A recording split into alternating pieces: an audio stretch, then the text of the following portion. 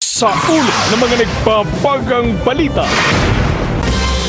Samantala, nahuli na sa San Jose del Monte, Bulacan ang mga suspect sa pagpatay sa 5 magkakamag-anak sa Agoo, La Union. Ang buong detalye sa pagpapatrol ni Casey Zalavaria.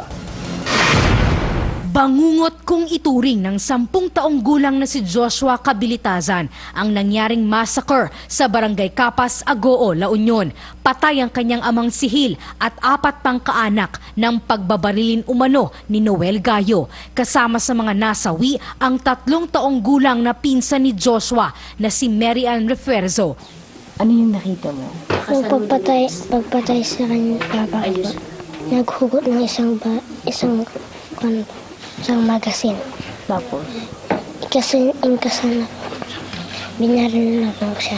Kahapon nadakip sa Barangay Capas si Ferdinand Gayo, kapatid ni Noel.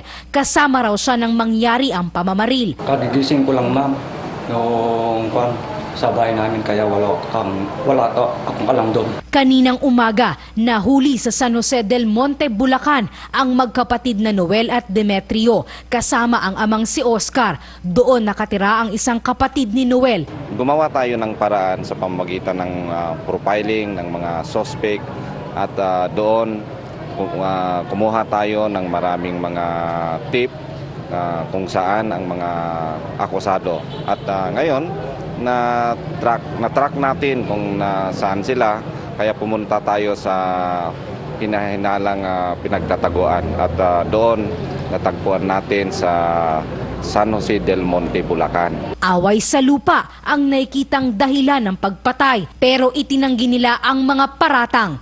Hindi totoo yun, ma'am. Madaming nakakita, kakailan niyo pa po ba?